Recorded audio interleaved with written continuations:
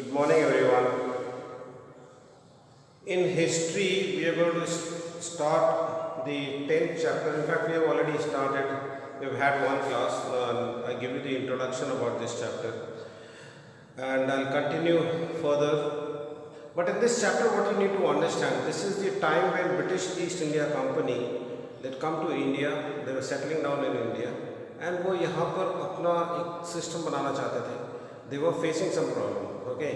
And उस problem का उन्होंने एक सॉल्यूशन निकाला जो था परमानेंट सेटलमेंट. तो हम देखते हैं कि बैटल ऑफ प्लासी जीतने के बाद ईस्ट इंडिया कंपनी जो कि जिसको एक मोनोपोली मिली हुई थी, ब्रिटिश गवर्नमेंट ने उन्हें एक तरीके से राइट्स दे रखे थे कि वो इंडिया एंड चाइना में जाकर ट्रेड कर सकते हैं. And the only company who can trade, इसलिए मैं कह रहा हूँ मोनोपोली थी उनकी, कोई और कंपनी यहाँ पर आकर ट्रेड नहीं कर सकती थी. ओके, वो यहाँ पर आए, उन्होंने यहाँ पर बंगाल में अपना शासन स्टार्ट किया. वहाँ पर उन्होंने बैटल्स जीती, battle of Plassey and then Buxar and then finally Bengal से. Okay, by Bengal we mean the entire area of अभी जो वेस्ट बंगाल है plus the east Bengal and some part of Bihar also. Okay, तो ये बंगाल रीजन में इन्होंने अपना शासन स्टार्ट किया. ईस्ट इंडिया कंपनी के साथ एक प्रॉब्लम था. प्रॉब्लम ये था कि उनके एक पर्टिकुलर एक्सपेंसेस थे, खर्चे थे उनके. ओके, देयर ऑफिशियल जिनको सैलरी जाती थी, बाकी उनका खर्चा था इंडिया में अपना बेस बनाना, यहाँ जो वॉर वगैरह जो बैटल्स वगैरह लड़ने के लिए. So they required a regular flow of revenue. उन्हें ज़रूरी था कि उनके पास एक रेगुलर इनकम हो. एंड रेगुलर इनकम का तरीका यही है कि आपके पास रेगुलरली जो रेवेन्यू है वो कलेक्ट होकर आए. But they were facing problem India में, जैसे कि एग्रीकल्चर है, कभी बाढ़ आ जाती है, कभी सूखा पड़ जाता है, कभी और प्रॉब्लम्स आ जाते हैं. एंड इसलिए रेगुलर सप्लाई जो रेवेन्यू जो आता है, जैसे एग्रीकल्चर से ही आता है 85%, तब एग्रीकल्चर पर लोग डिपेंडेंट थे, तो एग्रीकल्चर से जो रेवेन्यू आना चाहिए था वो रेगुलरली नहीं आ रहा था. सो दे डिवाइस अ न्यू सिस्टम, उसे हम परमानेंट सेटलमेंट कहते हैं. परमानेंट सेटलमेंट में ये था कि एग्रीकल्चर इतनी पीछे क्यों है. द रीज़न वॉज, जो मैंने पहले बताया था, मर्सी एक तरीके से उसको हिट कर चुके थे पहले. ओके, द फ्रेंच ट्रैवलर, उन्होंने यही बात की थी कि इंडिया में एग्रीकल्चर इसलिए डेवलप नहीं कर रहा है क्योंकि ज़मीन लोगों की अपनी नहीं है. एंड वो ज़मीन ट्रांसफ़र होती रहती है, आज है 2-3 साल के लिए है, फिर वो किसी और के पास जा सकती है. उस ज़मीन को फार्मर इम्प्रूव करने की कोशिश नहीं करता, उस पर किसी तरह का कोई इन्वेस्टमेंट नहीं करता. और इन्वेस्टमेंट इसीलिए नहीं करता क्योंकि वो ऑब्वियसली उसके आगे जाकर उनकी जनरेशन में या उसी की फैमिली के पास नहीं रहेगी. आज किसी ने इन्वेस्ट किया एंड फिर वो ज़मीन किसी और के पास चलेगी, तो वो इन्वेस्ट ही क्यों करे उस पर. ओके, इन्वेस्ट नहीं करेगा एग्रीकल्चर में, किसी भी तरह का कोई इनोवेशन नहीं होगा, कोई इरिगेशन फैसिलिटीज़ डेवलप नहीं की जाएंगी, सॉइल फर्टिलिटी को मेंटेन नहीं किया जाएगा, तो फिर प्रॉपर एग्रीकल्चर कैसे होगा. इस प्रॉब्लम को सॉल्व करने के लिए ब्रिटिशर्स ने अपना एक्सपीरियंस यूज़ किया. जो उनके यहाँ पर हुआ था वो ये कि वहाँ पर एक जैसे मिडिल क्लास राइज की थी बीच में, इंडस्ट्रियल रिवोल्यूशन के समय में, या ट्रेडर्स या मर्चेंट जब होने लगे तो एक मिडिल क्लास आ गई थी बीच में. ऐसे ही एक क्लास थी जिसको हम ह्यूमन फार्मर्स कहते हैं, और एक फार्मर्स में से एक ऐसे फार्मर्स का कैटेगरी जो कि उनकी अपनी खेती होती थी और अपनी खेती पर वो इन्वेस्ट करते थे, खेती करते थे, एंड उन्होंने प्रोग्रेस करना शुरू किया. उसी के लिए ये वर्ड यूज होता है human. Okay, this word. Okay, ये ह्यूमन फार्मर्स, ब्रिटेन के जो फार्मर्स हैं जो कि अपनी खेती पर, अपनी ज़मीन पर खेती करते थे. अब लैंड उनका था, पहले नहीं था, बट मोनार्की में धीरे धीरे मोनार्क्स के पावर्स जाते रहे एंड वहाँ डेमोक्रेसी आती रही एंड फार्मर्स को फिर वहाँ ज़मीन मिलने लगी. उस ज़मीन को वो डेवलप करने लगे एंड इस तरह से वहाँ पे एग्रीकल्चर में इम्प्रूवमेंट आया था. ईस्ट इंडिया कंपनी कुछ ऐसा ही यहाँ पर एक्सपेक्ट कर रही थी कि इस तरह की एक क्लास उभर कर आएगी. तो पहले देखते हैं परमानेंट सेटलमेंट में क्या होने वाला था. परमानेंट सेटलमेंट में परमानेंटली जो रेवेन्यू है उसकी रेट फिक्स होने वाली थी. रेट फिक्स कर दी गई कि आपको हर साल यही रेट देनी होगी. ओके, इस साल भी 2 साल 3 साल 4 साल, एक लंबे पीरियड के समय तक आपको यही रेट देनी पड़ेगी. इसीलिए वर्ड आता है परमानेंट सेटलमेंट के आपका रेवेन्यू बार बार चेंज नहीं होगा. ठीक है. सेकेंडली, हम आपको ये जो कॉन्ट्रैक्ट सिस्टम किया गया ये ईस्ट इंडिया कंपनी और ज़मींदार के बीच में हो, जिसे हम तालुकदार भी कहते हैं, ओके, तो ज़मींदार और ईस्ट इंडिया कंपनी के बीच में ये एग्रीमेंट्स हुए एंड जो ज़मींदारी जो है, ज़मींदारी एक पर्टिकुलर यूनिट को के आप 400 विलेजेस आपको दिए जाते हैं, इस 400 विलेज के आप ज़मींदार हो एंड इस 400 विलेज से हमें इतना रेवेन्यू, हमारा एस्टिमेटेड जो रेवेन्यू है जो कैलकुलेट किया गया, इतना रेवेन्यू है और इतना रेवेन्यू आपको हर ईयर आपको जमा करना है। ज़मींदार के साथ सडनली क्या हुआ कि वो अब उनके पास अपनी इंडिपेंडेंस काफ़ी हद तक ख़त्म हो गई थी और वो एक रेवेन्यू कलेक्टर्स की तरह अब बन गए थे, लेकिन उनको बेनिफिट्स भी थे। सारा का सारा रेवेन्यू उन्हें कलेक्ट करके ईस्ट इंडिया कंपनी को नहीं दे रहा था, उस रेवेन्यू का एक हिस्सा उनकी इनकम भी उसमें होनी थी। ओके, तो ये जो किया गया कि परमानेंटली रेवेन्यू को फिक्स कर दिया गया, एक लंबे समय तक फिक्स किया गया, इसी को परमानेंट सेटलमेंट कहा जाता है। किन लोगों के बीच में हुआ? ये ईस्ट इंडिया कंपनी और ज़मींदार के बीच में ये परमानेंट सेटलमेंट हुआ। This permanent settlement was between the company, okay, and ज़मींदार। ओके, ये इनके बीच में एग्रीमेंट था। And I told you what was the reason, क्यों वो मुगल वाला सिस्टम को कंटिन्यू नहीं करना चाहते थे। मुगल्स जो लेते थे टैक्स रेवेन्यू जो लेते थे वो प्रोड्यूस पर लेते थे, जितना अनाज हुआ उसका एक हिस्सा लेते थे, अनाज कम हुआ कम लेते थे, नहीं हुआ तो नहीं लेते थे। लेकिन यहाँ पर east India company was worried कि हमारे जो मंथली और जो ईयरली एक्सपेंसेस है वो तो है ही है, अगर हम रेवेन्यू नहीं लेंगे तो फिर कैसे सर्वाइव करेंगे। ओके, तो ये परमानेंट सेटलमेंट ला दिया गया। परमानेंट सेटलमेंट में they were hoping 3 things. First, east India company would get a regular flow of income. तो ये जो प्रॉब्लम था कि हमारे पास कोई एक ऐसा जरिया हो कि रेगुलरली हमारे पास पैसा आते रहे, एक मेन सोर्स हो जाए। ट्रेड में तो ऊपर नीचे होता रहता है, लेकिन यहाँ पर एक रेगुलर फ्लो ऑफ रेवेन्यू आ जाए उनके पास, ये था उनका पहला मकसद इस परमानेंट सेटलमेंट को लाने का। Okay, second purpose was that ज़मींदार will get a sense of security। Okay, उन्हें एक सेंस ऑफ सिक्योरिटी मिल जाएगा कि ये ज़मीन की जो 400-500 जो गाँव है वो मेरे पास है, एक साल के लिए नहीं बल्कि कई सालों के लिए। तो ज़मींदार उसको अपना निजी संपत्ति समझकर उस पर इन्वेस्ट करेगा एंड उसे बेटर बनाने की कोशिश करेगा। एग्रीकल्चर में इन्वेस्ट करेगा, इरिगेशन में इन्वेस्ट करेगा, टेक्नोलॉजी में इन्वेस्ट करेगा and somehow he will try and improve the agriculture, क्योंकि उसमें उसका भी इंटरेस्ट होगा। ओके, ये सेकेंड था। And then they were wanting एक rich farm house. Rich farm house मतलब एक ऐसे फार्म हाउस यहाँ पर जो कि इम्प्रूव करेंगे लैंड को, एक ऐसी क्लास उभर कर आएगी लंबे समय में। ये जो प्रॉब्लम है कि फार्मर्स के पास पैसा नहीं है इन्वेस्ट करने के लिए, रिसोर्सेज नहीं है उनके लिए, उनके पास फैसिलिटीज़ नहीं है, दे आर वेरी पुअर। वो क्लास जो सभी फार्मर्स हैं, तो कम से कम अगर सभी फार्मर्स की पोजीशन इम्प्रूव नहीं होगी तो एक जो रिच फार्मर्स हैं या ये लोग एक नई क्लास उभर कर आ पाएगी, जो कि जिससे कि रेवेन्यू और इजीली फ्लो हो पाएगा। ओके, तो ये दो पर्पसेस थे। आज जिस थर्ड पर्पस ये इनफैक्ट कंबाइन कर सकते हैं। दो मेन पर्पस थे, रेगुलर फ्लो ऑफ इनकम मिले, इसलिए परमानेंट सेटलमेंट लाया गया। दूसरा कि ज़मींदार को एक सेंस ऑफ सिक्योरिटी मिले, वो एग्रीकल्चर में इन्वेस्ट कर पाए एंड एग्रीकल्चर को इम्प्रूव कर पाए। ये दो मेन पर्पसेस थे जिसकी वजह से परमानेंट सेटलमेंट लाया गया। अब हमने पढ़ा था कि जो राजा बर्दवान है, जो कि वहाँ का ज़मींदार है, उसकी यहाँ पर ज़मीन ऑक्शन की जा रही है। ऑक्शन क्यों की जा रही है? क्योंकि इसी में फिर फर्दर ये भी स्टेटेड था इनमें कि हम आपको जो ये 400-500 विलेजेस दे रहे हैं, उसके बदले में आपको ये पर्टिकुलर अमाउंट आपको रेवेन्यू जमा करना है। बट अगर आप जमा नहीं करते हैं, if you default on payment, तब क्या होगा? तब आपकी जो पर्सनल प्रॉपर्टी है, जो आपके स्टेट्स हैं, जो आपके महल हैं, जो आपकी हवेलियाँ हैं, उनको ऑक्शन करेंगे और फिर उस ऑक्शन से हम उस रेवेन्यू को जो आप नहीं जमा कर पा रहे हैं ज़मींदार, उसको वसूलने की कोशिश करेंगे। तो उसकी ज़िम्मेदारी चली जाएगी और वो ज़मींदारी फिर किसी और को दे दी जाएगी।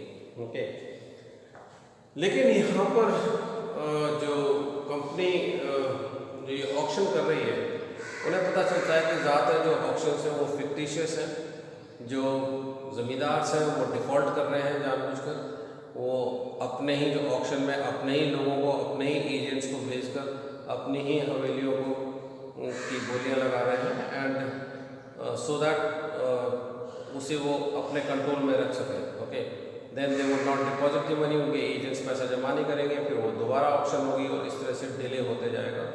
And east India company now was finding difficult कि जो एक हमने तरीका निकाला था कि ज़मींदार पेमेंट नहीं करेंगे तो उसको कैसे वसूलेंगे, वो भी अब उनके लिए प्रॉब्लम बनते जा रहा था। लेकिन आखिर ज़मींदार डिफ़ॉल्ट क्यों कर रहे थे, ये सबसे इम्पॉर्टेंट पार्ट है।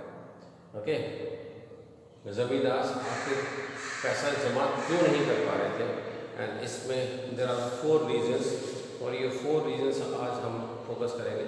These are the main problems which were there in permanent settlement. Permanent settlement में कुछ कमियाँ थी, वो कमियाँ हम देखते हैं कि क्या थी। The first was that the rate they fixed, okay, initial demand of revenue, जो ईस्ट इंडिया कंपनी ने ज़मींदार से जो अमाउंट फिक्स किया कि आपको कितना अमाउंट आपको जमा करना है, that amount was high. Okay, taxation का ऑल ओवर द वर्ल्ड हम देखते हैं, कॉर्पोरेट टैक्स हो, अभी भी there so many types of taxes. अगर बहुत ज़्यादा टैक्स गवर्नमेंट लेती है तो कंप्लाइंस बहुत कम होता है, बहुत वक्त उसको दे नहीं पाते। ओके, बिकॉज एक मॉडरेट टैक्सेशन सिस्टम बहुत ज़रूरी है। आखिर टैक्स उतना ही लिया जाए जितना कि लोग दे पाएँ, तो चाहे वो इनकम टैक्स हो, चाहे किसी कंपनी से लिया जाने वाला कॉर्पोरेट टैक्स हो। यहाँ पर भी ज़मींदार से अगर एक ऐसा टैक्स लिया जाता क्योंकि वो आराम से दे सकते थे अपना प्रॉफिट निकालने के बाद, तो यहाँ प्रॉब्लम नहीं था। लेकिन ये जो टैक्स उनसे मांगा जा रहा था, जो रेवेन्यू उनसे मांगा जा रहा था, वो बहुत ज़्यादा था। ज़्यादा क्यों था, उसका भी रीज़न है कि ईस्ट इंडिया कंपनी न्यू कि हम परमानेंटली इसको सेटल कर रहे हैं, हम रेवेन्यू नेक्स्ट ईयर नहीं बढ़ा पाएंगे, हम उसके अगले साल भी नहीं बढ़ा पाएंगे, हम कई सालों तक रेवेन्यू के रेट को नहीं बढ़ा पाएंगे।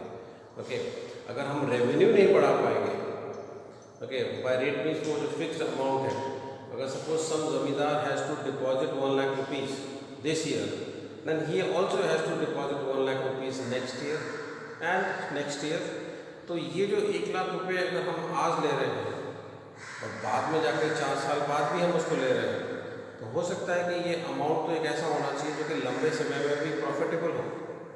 ओके, एंड इसीलिए उन्होंने जो इनिशियल रेट रखी उसको ज़्यादा रखा, एंड उनका ये मानना था, उन्होंने कन्विंस जो किया ज़मींदार को वो ये कहकर कि आज आपको ये रेट ज़्यादा लग रही है, लेकिन जैसे जैसे आपका एग्रीकल्चर प्राइसेस बढ़ेंगे फ्यूचर में, जैसे जैसे एग्रीकल्चर प्रोडक्शन बढ़ेगा तो उसका फ़ायदा आप ही को मिलेगा, क्योंकि उस एग्रीकल्चर प्रोडक्शन जो कि बढ़ने वाला है फ्यूचर में, उसका हम कोई शेयर नहीं ले पाएंगे, वो टोटली आपके प्रॉफिट में हो जाएगा। ओके, तो उस रेट को उस ईयर में जो उस ईयर का रेट नहीं मानकर उसको एक पूरे लंबे समय का पीरियड मानकर उसकी रेट को उस पीरियड का रेट को माना जाए तो ज़्यादा बेटर होगा।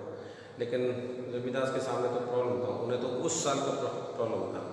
अगर आज वो ज़मींदार बने हैं और उनको इस ईयर एक बहुत हैवी अमाउंट देना है तो फ्यूचर में हो सकता है उन्हें फ़ायदा हो, लेकिन इस ईयर वो कैसे देंगे, इनिशियल कुछ सालों में उस रेवेन्यू को कैसे जमा कर पाएंगे। क्यों?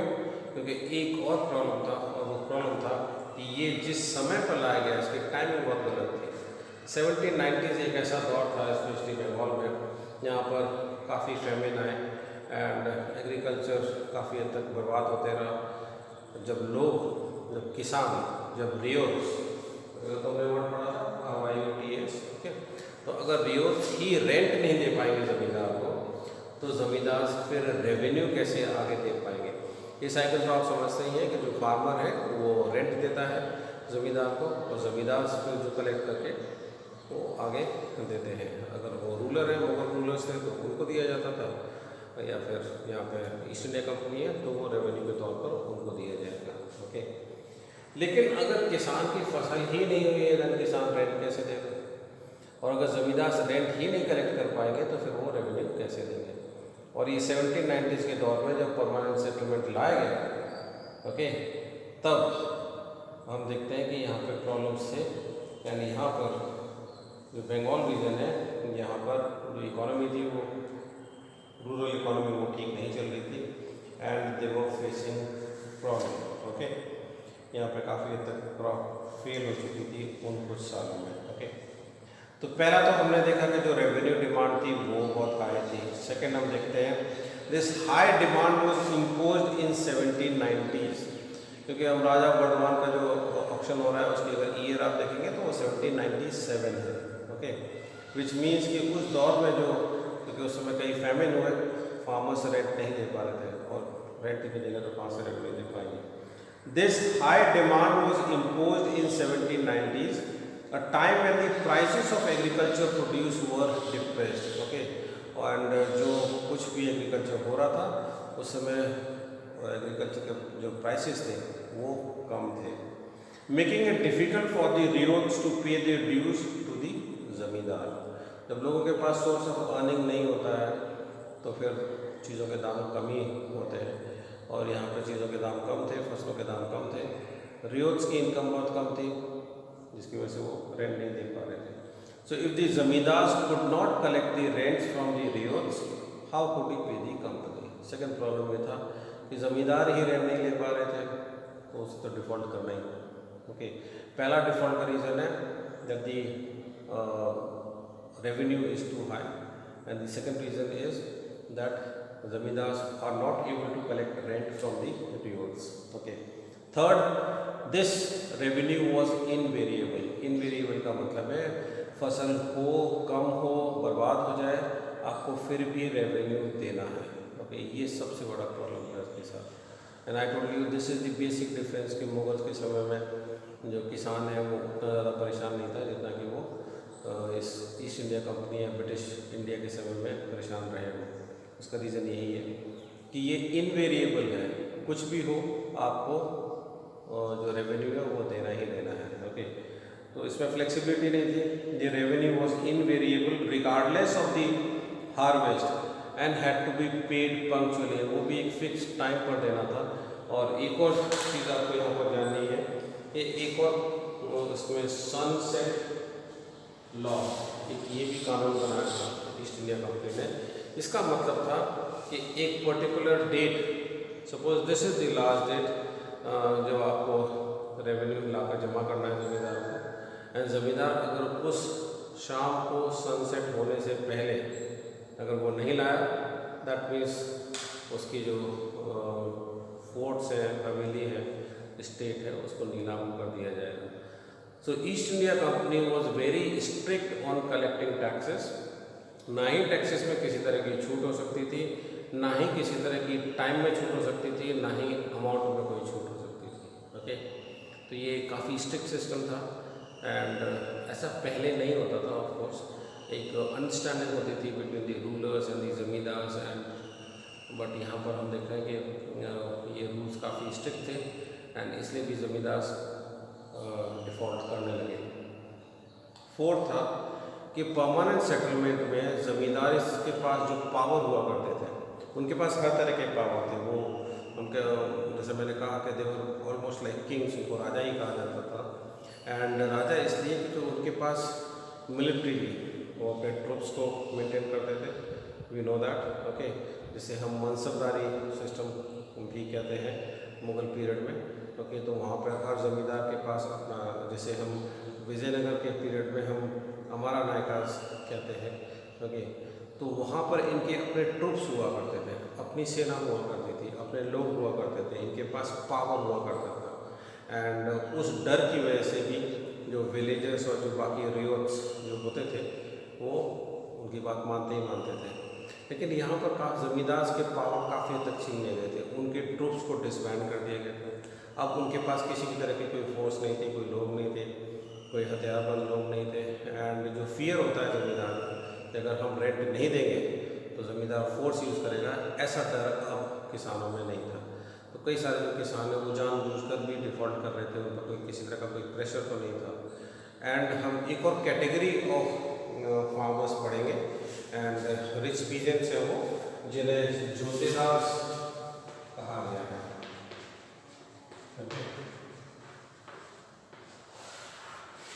ओके, नाउ जोतेदास या फिर जो मंडल्स हैं, मंडल्स कौन है? सरपंच। मुकद्दम मंडल, ओके, सॉरी नॉट किसान के लिए होता है, the Mandal, the village panchayat का जो हेड है, ओके, एंड जो पावरफुल जो रिच पीजेंट्स हैं विलेजेस में, इनके बारे में हम पढ़ेंगे कि इनकी एक तरीके से पावर बढ़ने लगा था, क्योंकि अगर ज़मींदार के पावर्स कम होंगे तो उसका फ़ायदा किसी को तो मिलेगा। वो नेक्स्ट टॉपिक है। बट यहाँ पर there were many farmers who were wanting कि ज़मींदार डिफ़ॉल्ट कर जाएं। जब डिफ़ॉल्ट कर जाएंगे तो उसकी ज़मींदारी चली जाएगी और हमें ज़मींदार से पीछा छुड़ा पाएंगे वो। और तो ज़मींदार को एक तरीके से परेशान करने के लिए भी many of the farmers did not deposit their rents on time, और वो फार्मर्स क्योंकि रेंट उन्होंने डिपॉजिट नहीं किया, डिफ़ॉल्ट ज़मींदार के तरफ से हो ही गया। The permanent settlement initially limited the power of the ज़मींदार, अब इसके पावर्स ख़त्म कर दिए थे। न्याय करने के भी पावर्स, वो जो कचहरी लगाया करते थे, जो लोकल कोर्ट्स लगाया करते थे जहाँ पर वो न्याय करते थे, केवल कुछ क्रिमिनल केसेस को छोड़कर सारे पावर्स वहीं पर निपट जाते। सारे जो केसेस होते थे लैंड डिस्प्यूट्स एंड जो फैमिली के जो केसेस होते थे वो अक्सर उसी लेवल पे ज़मींदार के लेवल पर ही निपट जाया करते थे। लेकिन यहाँ पर ब्रिटिशर्स ने सिस्टम शुरू कर दिया था जो अभी चलता है, कलेक्ट्रेट जो होती है, ओके, कलेक्टर साहब जो होते हैं डीएम अभी जिनको आप कहते हैं, तो ये कलेक्ट्रेट्स का सिस्टम ये शुरू कर दिया था ईस्ट इंडिया कंपनी में कि अब पावर ज़मींदार के पास नहीं है। कोई भी डिस्प्यूट है, कोई भी जस्टिस उसकी न्याय करना है तो कलेक्ट्रेट करेगी, कलेक्टर करेंगे, ना कि ज़मींदार। तो पहला ज़मींदार के पावर्स कैसे कम किए गए वो हम देखते हैं। उनकी जो आर्मी है उसको डिस्बैंड कर दिया गया। आर्मी नहीं, in fact the right word is troops. So the troops of the zamindars were disbanded. Customs duties जो वो लेते थे, ओके, उसको अबॉलिश कर दिया गया। एंड द कचहरीज, जो कोर्ट्स होते थे, लोकल कोर्ट जिन्हें कचहरी कहते हैं, अभी भी है ये सब system, okay, broad under the supervision of collected appointed by the company. अब ये जो न्याय करने का सिस्टम और ये था डिस्प्यूट सॉल्व करने का, वो चला गया कलेक्टेड के पास। ज़मींदार lost their power to organise local justice and local police. तो उनके हाथ से ये जो हम कहें कि मिलिट्री पावर जो है या सोशल जो उनका स्टेटस था वो काफ़ी कम हो गया था। अब अगर रियोट्स डिफ़ॉल्ट कर रहे हैं, रेंट नहीं दे रहे हैं, तो ज़मींदार के पास अब कोई ऐसा तरीका नहीं था। एक ही तरीका था, लीगल सिस्टम, उस किसान के खिलाफ केस करें, बट केसेस तो टाइम लगेगा सॉल्व करने में। एंड उधर सनसेट लॉ एंड वो जो इनवेरिएबल रेवेन्यू है उसे तो जमा करना ही करना है, okay. So the zamindar can not wait for the settlement of those petition जो उसने डाली हुई थी। यहाँ पे एक एग्जाम्पल दिया हुआ है, वो मैं बता देता हूँ कि ज़मींदार के साथ क्या प्रॉब्लम आ रहा था। जैसे कि at the time of rent collection, एक ज़मींदार का एक आदमी जाया करता था जिसे हम कहते हैं amla, okay. Amla was the person who used to collect taxes on behalf of the zamindar, okay. तो ये विलेज में जाया करता था, not tax for rent collect करने के लिए रियोस के पास जाया करता था ये अमला। He came around in the village, लेकिन रेंट कलेक्शन एक परमानेंट प्रॉब्लम बन चुका था। वही बहाने कि हमारी फसल बहुत सस्ती बिकी, अच्छी फसल नहीं हुई, और जो ड्यूज थे वो रियोज से कलेक्ट करना मुश्किल हो रहा था। At other times ryots deliberately delayed payments. मैंने कहा कि कई बार रियोज ने, स्पेशली जो रिच पीजेंट्स हैं जिन्हें झूठेदार कहा गया है, नेक्स्ट इसमें टॉपिक में पढ़ेंगे, इन्होंने डिफ़ॉल्ट करना शुरू कर दिया। ज़मींदार के पास एक ऑप्शन था, और कोई फोर्स तो यूज़ नहीं कर सकते थे, but they could prosecute defaulters, but the judicial process was long drawn. आज अगर आप केस करेंगे तो ज़रूरी नहीं, पता नहीं कब सेटल होगा। एंड बर्दवान जो राजा बर्दवान जिसका हम पढ़ रहे हैं, जिसके हमने बारे में पढ़ा कि उनके वो जो स्टेट्स थे उनको ऑक्शन कर दिया गया था 1797 में। 30,000 pending suits for arrears of rent payment in 1798। 1798 में राजा और बर्दवान ने 30,000 केस कर रखे थे उन किसानों के लिए जिन्होंने उन्हें रेंट नहीं दिया था। तो अगर 30,000 किसान उन्हें रेंट नहीं दे रहे हैं तो फिर it was not possible for raja और बर्दवान कि वो रेवेन्यू टाइम से दे पाए। ओके, अब हम देखेंगे एक rise of new class. Zamindars weak हो रहे हैं, उसका फ़ायदा उठाएगी एक और क्लास जोतेदास। जोतेदास और जमींदास में ये फ़र्क है कि zamindars even though they are dependent on agriculture and वो रूरल इकोनॉमी से जुड़े हुए हैं, लेकिन वो रहते शहर में थे, उनके शहर के तौर तरीके थे। विलेज में जो पर्सन पावरफुल है वो ये रिच पीजेंट्स है, जोतेदास है। ओके, ये रिच पीजेंट्स है और उनके बारे में हम जानेंगे। So that will be the next topics. Okay, and we'll try and learn about Jyotidas. Then we will see how the British government was trying to keep a control on East India Company और वहाँ पे 5th report वगैरह का जिक्र होगा। Okay, तो ये next classes में करेंगे। Okay, that's all in this class.